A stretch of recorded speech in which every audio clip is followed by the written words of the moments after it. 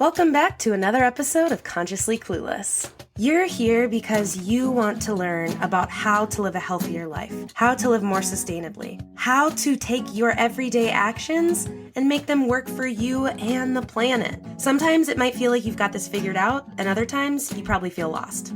That's why I'm here.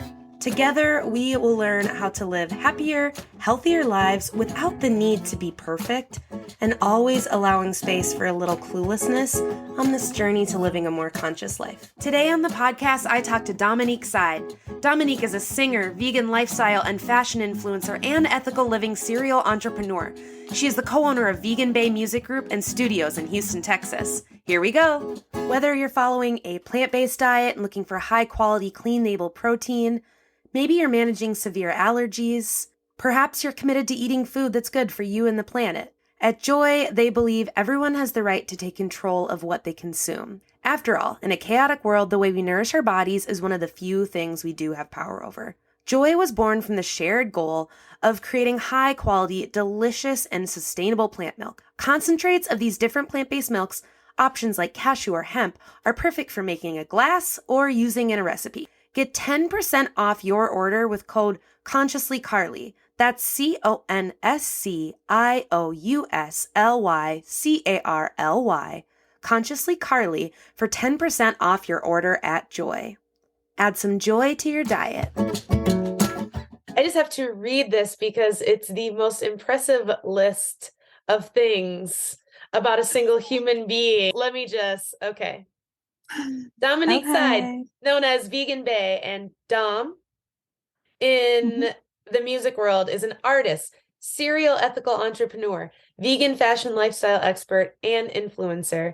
You have built a boutique vegan grocery store, founded a luxury vegan clothing line, and you are the co-owner of the Vegan Bay Music Group that features an eco-friendly studio and media complex in Houston. I read that 4 times to make sure I comprehended all of the things that I was looking at. And I know it's probably really uncomfortable that I just shared all of that, but it's amazing. And honestly, I'm so excited to talk about all of the above. Thank you. I appreciate that. It's not uncomfortable. It's honestly sometimes a good reminder, because when you're in it, like doing all the things, you don't really get like, I do all these things. Yes. You know, but I do all these things.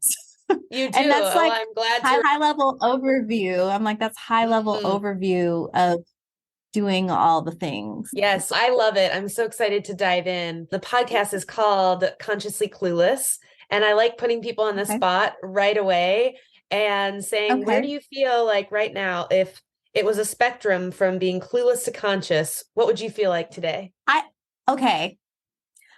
I would put myself in the middle, but I think I honestly underestimate how conscious I actually am, especially if it's relative to other people and how conscious they are. But I'm just thinking about my own bubble and how much I feel like there is to learn. And so I feel like there's always so much more to know and to learn. And every time I step into a different industry, I'm confronted with more information. I'm like, oh my gosh, there are more things that I could be doing to make conscious decisions for what I call a compassion lifestyle. Yeah. Love that. So let's start with kind of your vegan origin story. Where did that come from? So almost 6 years ago, I was in a documentary and was confronted with a lot of information that I couldn't unhear or unsee. I always said I wasn't going to be vegan. That's like that's the thing that people say, I could never do that. I have a friend who had been at least like vegetarianish most of her life and would go back and forth with her diet. And I would tell her, like, I'd bring yummy things to work, thinking it's not a big deal. Like, you should taste this. It's not a big deal. You can just taste it. And now, of course, I get annoyed by that. But I just didn't connect the dots then. And I changed little things before I even ever considered being vegan. Like, I was working out and someone let me know about a plant-based shake. like a meal replacement protein shake type product. And she's a consultant for Arbonne. She's, oh, we have a plant-based protein powder and ready-made shakes, and you should try it if you're working out now. I saw you're working out. And I was like, okay, sure. It's better for your digestion. It's like, why not? Better for my digestion. Sure. And then she's a consultant, so I wanted to help. I always love supporting people in their business ventures and careers. So I was like, sure, I'll buy stuff from you. Why not? It was actually good. And I was like, great, this is great. My kids liked it. So I was like, oh, this is fine. Then I'd say 3-4 months later, she's, oh, we have clean makeup that we're launching. And I was like, what's not clean about makeup? Yeah. So it made me look up makeup and what ingredients there are typically. And I was like, oh my God, I'm putting fish scales on my eyes. Yeah. It's like things again, like you said, you can't unsee it. You can't unhear it. Once the veil is lifted, there's no going back. Yeah. That's it. So I was disgusted. I was like, okay, that's gross. And yes, absolutely, I'll do this. So I replaced all my makeup. And then of course there's the cruelty-free aspect. And so once I looked at what's in it, I also found out about the industry itself and, what they do in different countries and stuff like that. And I was like, oh, okay. So I got rid of all my MAC. I replaced all of my makeup at once with that product. And I was like, because I didn't wear makeup a lot. So for me, it was an easy, throw all that away. Let's replace it with this. Cool. And then later I came across like 7th generation and different cleaning products for my house, for my laundry and Myers and just different things. And I was like, oh, cleaning products with less chemicals. I think that's great for my family. Yeah. Still not trying to become vegan. That was not, no, because I was not changing my food because I'm a foodie. Like that, I was like, I eat everything, always have all the things. Favorite food was steak.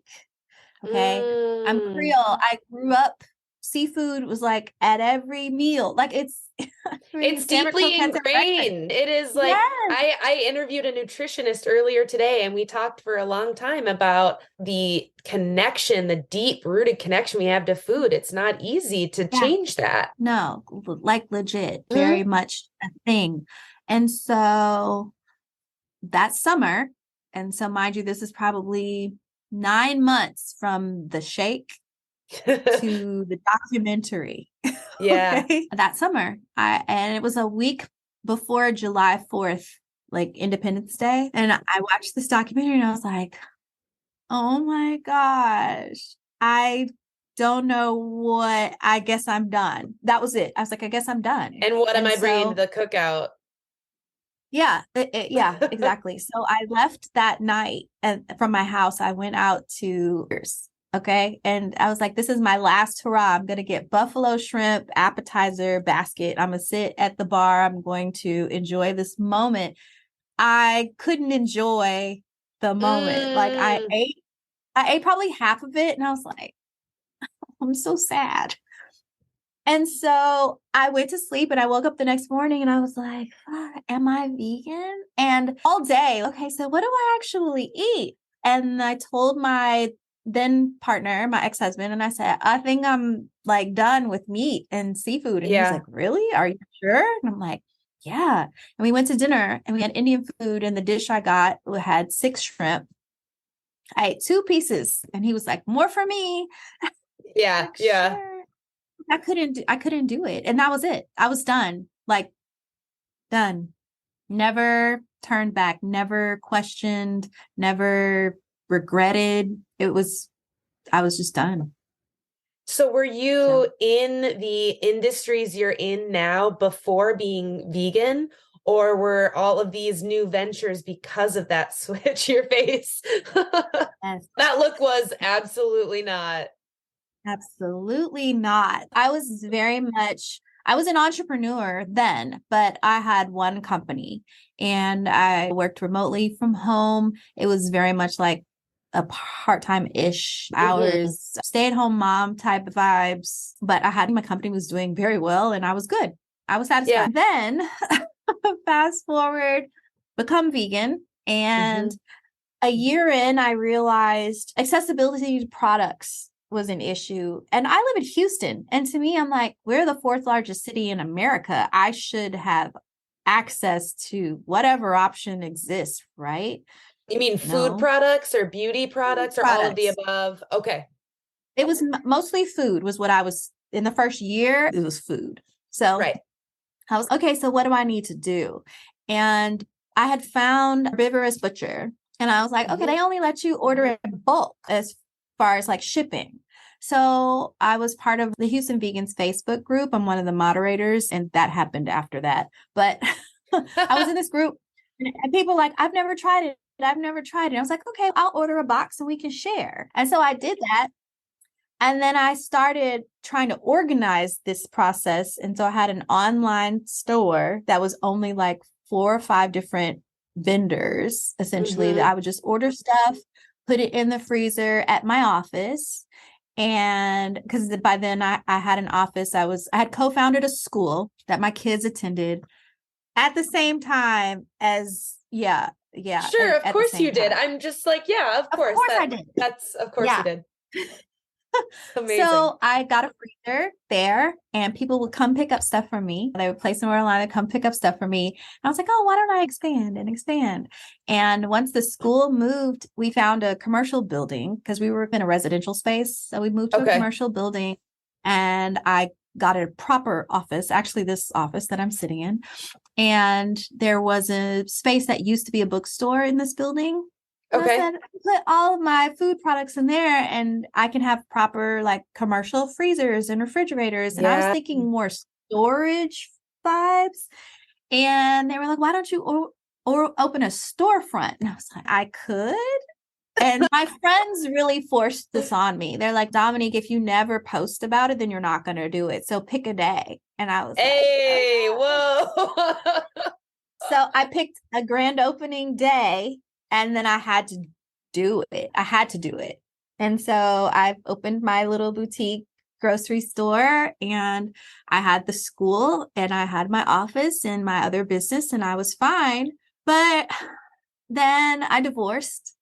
And one of the things that I had put off from when my kids were little was music. And so my partner asked me, what is it that you really want to do? We were having like a vision casting type, you know, conversation. And I was like, I really want to get back to music. And he's okay, let's build a studio. And I was like, okay. And in my head, I'm like, are you crazy? But also it sounds like game wreck game, right? You met your match with someone who will be like, okay, good idea. And I knew he had the know-how, like the technical skills and musical ability, but the technical skills to actually put a studio together. He'd done it before. It was easy for me to be like, yes, you know, because I wanted it so badly. Yes, please, whatever that is, just make it happen. Thank you. And then we just built a business around it. We record our own music. We have our own projects, but we also rent the space out to anyone else, the community, the city. People from other states come from different labels, send their artists. And then we have our own artists, which was not in the plan initially. I see a pattern. There's this pattern where Dominique doesn't have plans and Anthony has really big ideas and Dominique says yes. And all I have to say from the outside, it looks like it's because you're really freaking good at making things happen. I think that's part of it. It's to be a task. It's a challenge. We can do this thing. But he really does. He has really big ideas. And I love logistics. And it's like a puzzle and I get excited. You want to find someone else to pay for it. Hey, yeah. So eco-friendly studio. That can't be in the sense the norm. No, it's not the norm. And people say that all the time. They're like, because he usually is the one who introduces me as like the vegan, because the studio and the record label and the brand is Vegan Bay. And everyone is, where did that name come from? And she's vegan. And look at her. Like, what are you talking about here? So he's not. No, he's not. No, he explored a plant-based diet. Actually, he was on one when I'm like 80-20 plant-based when I met him. And once quarantine happened, out the door, out the window. Yes. It was all about comfort and Yeah, some sense of normalcy. And I don't judge it. I'm like, do what you got to do to be okay. Cause that was traumatic. It was traumatic. So do you only work with vegan artists in the studio? No, Okay. I work with everyone. And actually, when people talk about the fact that I'm really the only vegan person here, it's a platform. Like I have the opportunity to affect people. If everyone here was vegan, then it would be comfortable in the sense that it would just be status quo, that everything But it wouldn't be growth. Wouldn't be growth. Exactly. And that's how I look at it. I'm in a position to affect change because the people around me are not like me. But the way that they see me is in positive form. And I don't preach at them, all of that. But they know what to ask and what not to ask if they want me to go down the rabbit hole. Yes, absolutely. No. So have you had people in your life 6 years ago when you went vegan? Were there people like, what the hell are you doing though? Did you have resistance? For sure. It's my previous relationship. I think in the first couple of weeks, it was like hey, mom's going vegan. Let's like try it with her type situation. And that was really cool. One of my kids actually has been vegan ever since. One of my kids after that was pescatarian for a while, then vegetarian, and then they went away to camp and came back vegan. So I don't know what happened at camp, but they came back vegan. It was like a good camp. Yeah. So a year later, they were vegan. The other two kids, the older ones, we love you, but this is not for me, which was totally fine. Because I'm very much, I believe it's a personal conviction. So I'm not trying to force anybody to do what I do, whatever. If they're interested, then I'll educate them and encourage them. But I'm very much a big picture person. So any efforts that anyone's making in that path, even if their goal for themselves is not to be where I'm at, then I'm still I encourage that because less animals harmed. If that's the ultimate goal, better environment, less animals harmed. And for me, the other self aspect, of course, is health for yourself. And I consider that as a holistic mind, body, spirit situation. But I tell people when they ask about my veganism, and I say it's about a compassion mindset. So I have compassion for other beings, which includes people. I have a compassion for the planet, and I have compassion for myself. And that's beautiful. But the challenge back then was the biggest challenge was in my household. Isn't it interesting how that happens? Yeah. Because essentially my partner then, since we didn't share the same personal convictions, it was very difficult for him to relate when I realized that I didn't even want to cook meat, prepare it for other people. And my kids said something that I thought was really insightful because kids are full with their thinking. And adults are just so complicated for no reason. We mess things up. Yes. I explained how I felt about preparing the chicken for meal prep. Like I didn't want to do it and it made me feel sad. And so I had one of the kids that did still eat meat, like debone or rotisserie and break it down. And then I would deal with it. But my youngest was like, well, if someone loves you, then they wouldn't want you to do something that makes you feel uncomfortable. And I said, oh my goodness. My stomach just flipped. Someone should have told me that. Wow. I was like, it made me cry. I couldn't say that they were wrong. I couldn't be like, that's not the case, or it's complicated. It's how I think I ended up answering or responding. But it was like, psh. Yeah. Because kids are simple. It's really not complicated. It really is very much when you really love someone and you're not putting yourself and your own interests ahead of their comfortability, then you would respect. Oh, wow. Okay. That makes you feel that way. I'm sorry. Of course, I don't expect you to do that. Right. So, yeah. Do you have your elevator speech or your top tips when people say, okay, you got me, I'm interested, but where do I start? They want to quit dairy. Interesting. Say more. Usually the response is, I don't drink cow's milk anymore. And I said, beyond that, let's talk cheese. Let's talk dairy proteins in processed foods. Let's talk dairy as a whole. And so I'm like, read ingredients. Read ingredients. And if an allergen, it lists milk, then something in there is a milk derivative. Don't eat it. I was like, and then you'll see how much of what you eat actually has dairy in it. And then they usually say, I don't do cow's milk. And sometimes they move on to say, I'm lactose intolerant. And I'm like, you're not a baby cow. So there's that. Yes. We're all lactose intolerant to some degree. It just varies on a spectrum. Some people notice and some people don't. Some people are allergic and some people have just over time not known what it's like to not consume dairy. So they don't even understand how their body feels when they don't. So it's normal. Whatever's happening to the body is normal. It's wild. It's wild to think about. Upon finding out I was lactose intolerant, i.e. not a baby cow in college, before I went vegan, I was just getting more and more sick. And I was like, I went to the doctor and they did all these tests and ultrasound and blah, blah, blah, blah, blah. I couldn't figure it out where this pain was coming from. My mom, typical mom fashion, was just like, you're lactose intolerant. It's from your dad, but no one will listen. And I'm like, whatever. And then I cut dairy for a bit and it was like, oh, yeah, that was right. And it's wild because when I reflect upon that journey, I didn't get talked to about food and dairy or lactose intolerance in that way because everything else was explored. I think of all the tests I had done, but I didn't talk to anybody about food. Yes, because changing your diet isn't going to benefit the medical profession at all. They're not going to need to prescribe you more meds. They're not going to need to run more tests. If you actually healed yourself with food, then where do they fit into the equation? And I explained to them that it takes 3 to 4 weeks for dairy to be gone from your system. So you really have to cut it out completely. And because then you consume it and you're starting all over again because it lingers and it's just going to hang out and it's going to be mucus in your joints and like inflammation in your joints and mucus in your body. Like, it's just going to hang out there.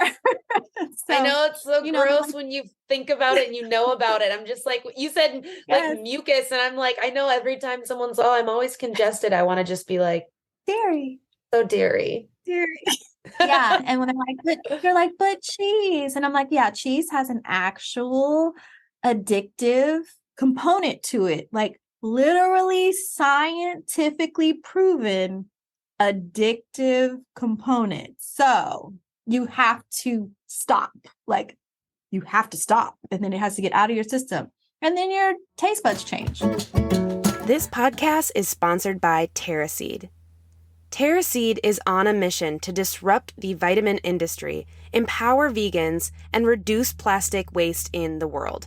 They put everything plant-based people struggle to get in an all-inclusive, vegan, compostable package multivitamin that replenishes them and our planet every single day.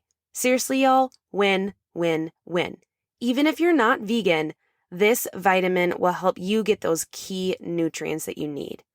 I am so excited to share a discount code for your first purchase. Use code CARLY50 at checkout to get 50% off. Again, that's CARLY50 for 50% off your first purchase at terraseed.com. Don't forget this code so they know I sent you.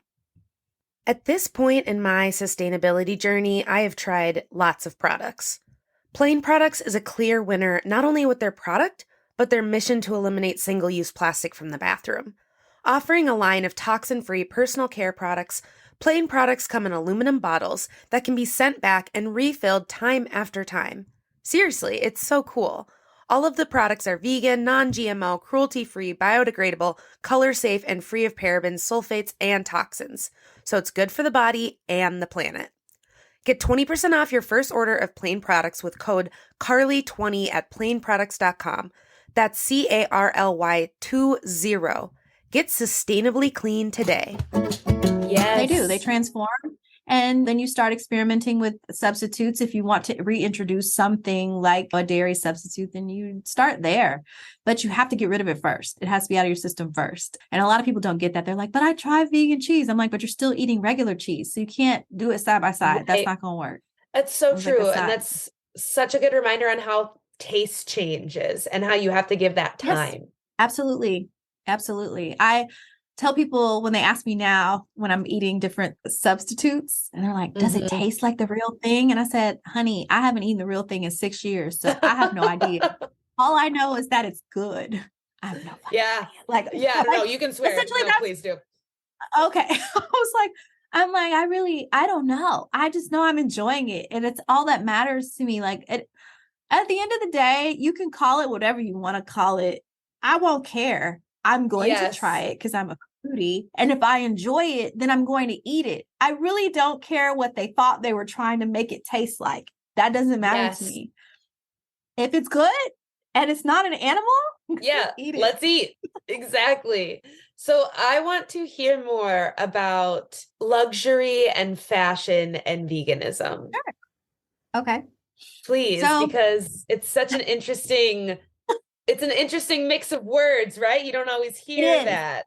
Yeah. So when I first approached this space, I realized that it sounds like a contradiction, the idea of vegan and luxury. People talk about being vegan in the area of privilege because they say that the food is expensive because they're thinking solely of processed foods, or they're thinking of the prices of organic produce and things like that, or considering something that is a cause that I focus on sometimes is food deserts. And so the intersectionality of those types of things is a huge issue for me. So when I first became vegan almost 6 years ago, I didn't see anyone who looked like me. Everything was very beige, granola, a little hippie leaning in most areas, or just unattractive, like the shoes and the things like that. The shapes are rough. Oh man. Okay. I fall into a few of them and then that's fine. Like I know I'm a white vegan girl. That's fine. But like some of them are rough. We need better marketing. Yes, some of them are really rough. So for me, yes, vegan, white, bland, all of this stereotype list. And so that's what that was.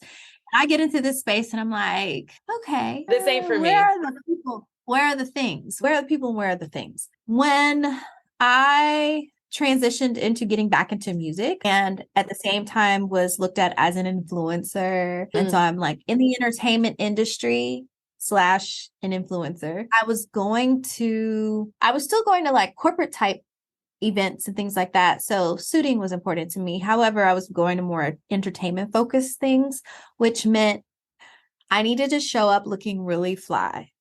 And so in my space, what's recognizable to people is Gucci, Louis Vuitton, Versace. You know what I'm saying? Like it is luxury designer, high-end brand names. That's what's recognizable to people in my space. So how could I be relatable and also stay true, like in alignment with my values? Yeah. And so I would be online curating, like picking pieces. Like I am online in the different websites, like Forward and Luisa Via Roma and all the different boutique online sites that carry all the high-end luxury brands. And I'm reading endlessly all of the materials on every piece that caught my eye. So it's, I love that. What is it made of? Oh, I love that. What is it made of? Or I'm in Saks going from rack to rack, turning clothes inside out, reading labels. And people probably thought I was looking for prices until I'm standing there and they would come and they're like, may I help you? And I'm like, yeah. So I don't do wool, silk, leather, cashmere, and I don't do any of those things. And they're like, oh, okay. So in this time period, in this space, I had found Stella McCartney because of her Adidas collab. And so Adidas has so much in that space to offer that's vegan friendly or eco-conscious and stuff like that. So I found her through that collab. And then at the time there was a Houston boutique. So I could go into that store and about half of the line, I would be able to shop it because she still does silk and wool. She does it in a way that makes sense for her because it's vegetarian in that sense. But the way that she sources her wool, she calls them her sheep. Like it's very specific how all of that process happens for her. I spoke to her about the silk recently. She's still working on an alternative for the silk to get away from that, which I love. You've connected with her directly then? Yes. Yeah, I've been invited to sit at her show. I was like front row in Paris in the fall, and I go to different events, and I have a few pictures. I posted one picture of her like grabbing my boobs, and everybody loves and freaks out about it. So I mean, it's like, what? You can't not say that and have a reaction. Oh my gosh. Yes, it's so fun. She's fun. She's a really cool person. I admire her because I consider her like an innovator in this space and very much someone I look up to in the fashion space and innovation in eco-friendly and vegan fashion because she has put a lot into the mushroom leathers and things like that, just coming up with different ways to approach luxury fashion. And she's a part of the LVMH house. So it's like she has a brand that is 100% considered luxury because she's a part of the people who own Moet and Hennessy and all these different high-end brands. And so to me, that's like ultimate if you're luxury and vegan, then being in that space is wow. Like it's validation. Yeah. Because that means that your fashion really is fashion. It's mainstream, high-end luxury fashion. And so I can appreciate that really. So I started shopping Stella, and between her and picking pieces from everyone else's line, people started to pay attention. And I also I did a lot of research to find shoes because that was very difficult. Finding a high-end vegan like pump, and it's so interesting. hard. I've got to admit, it's nothing I've ever Googled, but I'll take your word for it that it's hard to find. Yes, there are a handful of brands that exist now, like Pipery, which is amazing, and that do high-end. And then I go down to even mid-level. When I call mid-levels like the 200-ish range. So here in the States, we have Cult of Coquette, and I love her. Wow. I love what the styles that she offers. She does a lot of silhouettes that are similar to the high-end silhouettes that are out there. So you get something that looks like what's familiar to people. And so I appreciate that. But this is so fun because fashion to me is like another language, but I'm just like sitting here. Yeah, cool. Oh my gosh, really? Okay. I'm just like, speak fashion to me. Yes. Yeah, I mean that and handbags. And then like Balenciaga has these one-of-a-kind denim bags. And I say one-of-a-kind because it's cycled like waste. So they took leftover pieces from other designs and put together these denim bags. So each one looks different because they're just pieces that were left over from other stuff, which I love.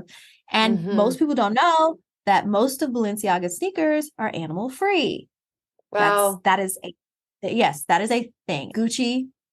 Wow. They created Dimitra, which is a leather substitute made from wood pulp. And they put out a whole line, 2 different kinds of sneakers, and plus like different pieces and other collections with it. It's super exciting, honestly, to see that kind of innovation in that space.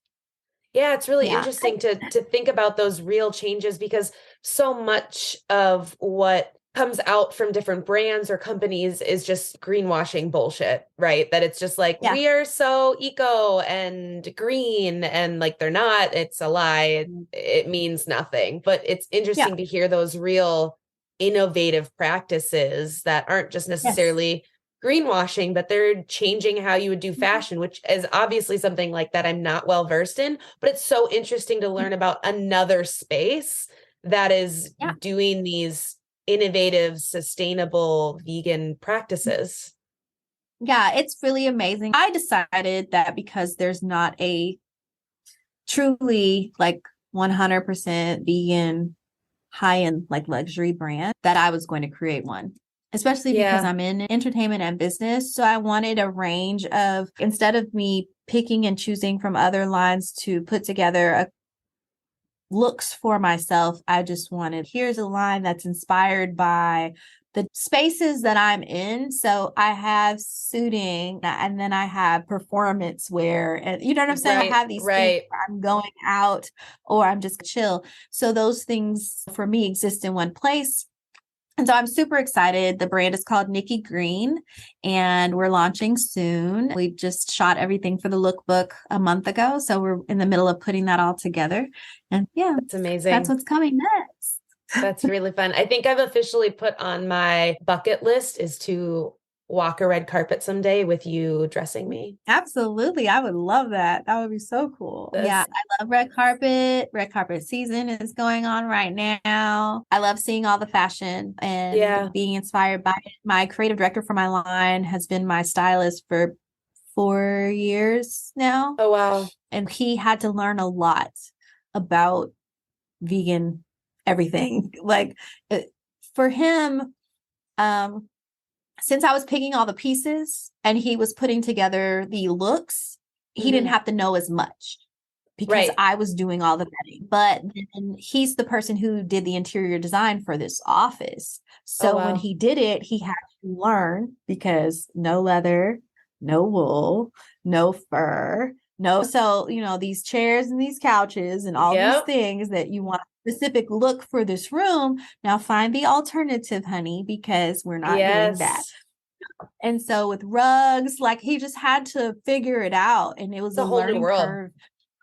Yes. And so now with this line, it's a whole new level that he had no clue, because sourcing the fabrics is way more intense than he ever imagined. Right. And then he went to Tex World, which is the textile convention in New York, and he sat in on sustainability panels. That's amazing. Yes. He came back. Oh my God. I did not know that the dye that they use for denim needs to be. The veil was lifted. He was like, oh shit, I can't unsee it. We've all been there. We've all been there, brother. Yeah. It was crazy. He came back. What the fuck did you get me? Shell shocked. Just like, I regret everything. Yes.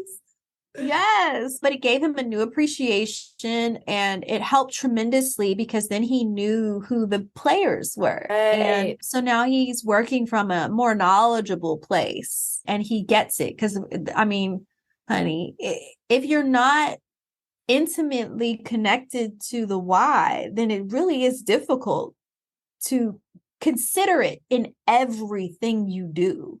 Like, that it's is not second nature. Sound bite right there. Because one of the pillars in my coaching content that I work with people is find your why. If you aren't connected to your why, you're going to give up and you're not going to give a shit at some point. So why are you doing this?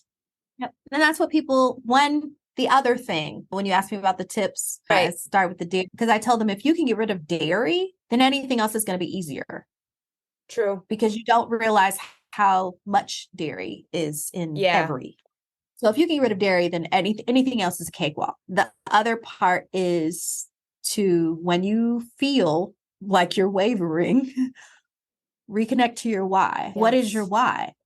And if you're not intimately connected to your why, then what the fuck are you doing this? You'll question yourself, and then it'll be easy at a social function or whatever. Be like, oh yeah, it's no big deal. I'll have a little crawfish today. Like it's crawfish season and I only do this once. You know, it's very much that. But the problem with that for me is that although the people around me aren't vegan, they're watching me be vegan.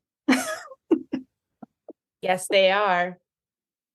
So if I say that I'm vegan and I'm like this, what my partner likes to say, she's vegan for real. Like from her head to her toe, from her head to her toe to her not car. Lying. It's vegan for Amazing. real, like for real. Like, no, not just her food. I'm talking everything. Like, All of yeah. And so I love it when he says it. It's really funny because people are like, what? Because yeah, in next most level. people, yeah, most people think food. Yep. And for me, and I don't say this to discourage people, but for me, if it's limited to your food, that means you're on a plant-based diet. 100%. And some people call it a plant-based lifestyle, and that's cool, that's cute.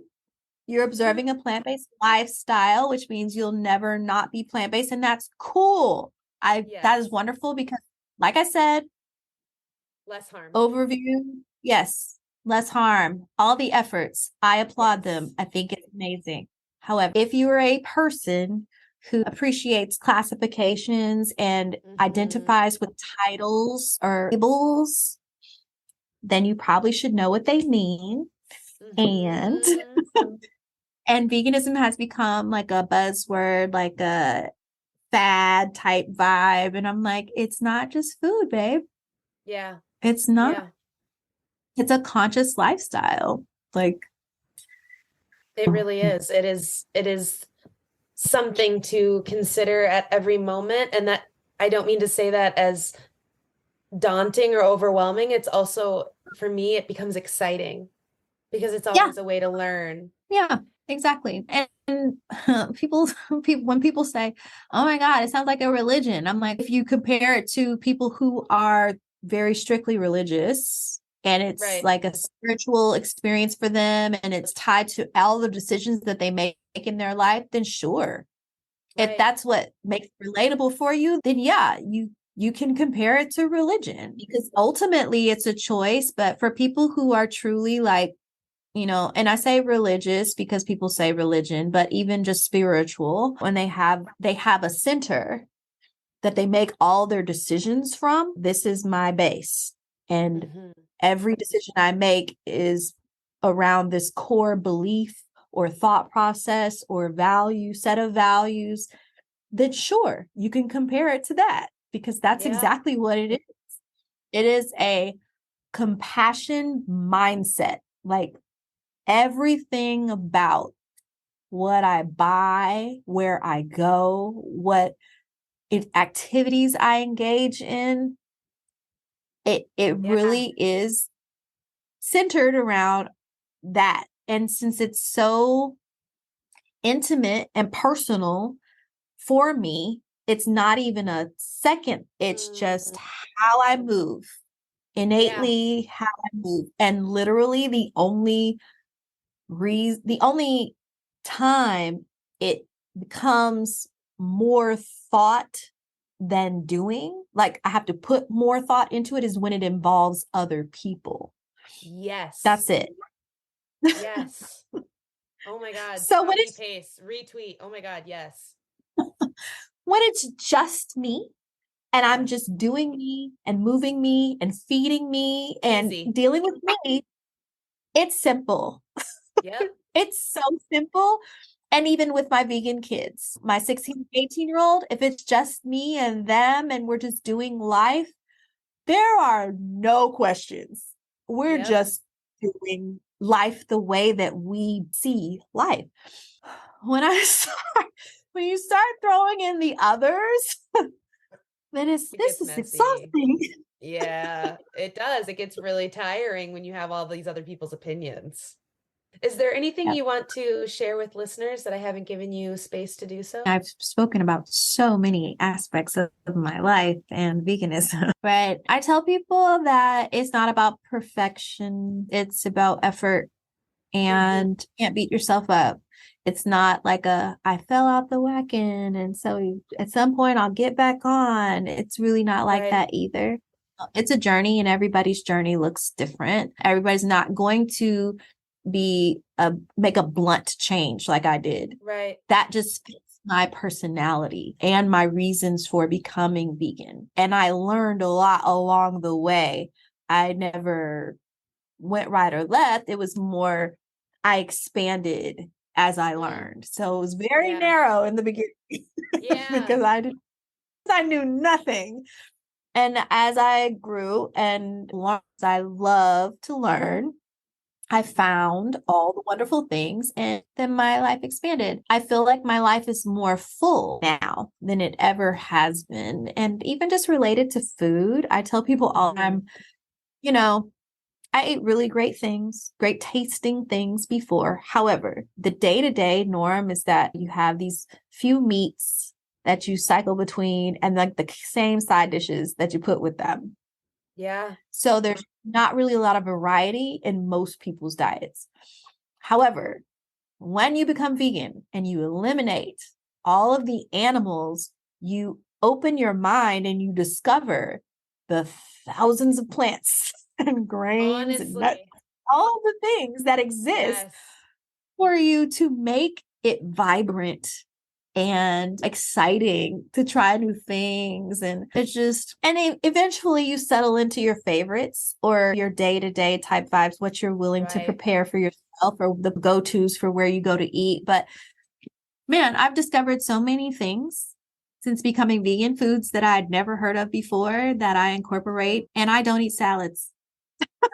And I do, but I don't. Not the way that people think. I tell people all the time, I literally can probably count on one hand how many salads I eat in like a year. I want I want a real salad that has like a lot of stuff in it that's like really enjoyable, like to eat, not an afterthought of some random lettuce and one tomato and 2 cucumbers that they gave me at a restaurant because they didn't have anything else. No, thank you. And some like uncooked red onions. Yeah, no, thank you. No, thank Pass. you. Yeah. Nope.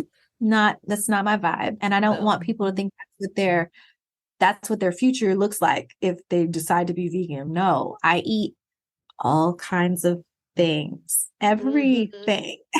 As long as it doesn't have animals, I'm good. I'm game. Yes. Yes. I love that. Thank you so much for joining me. This has been so lovely.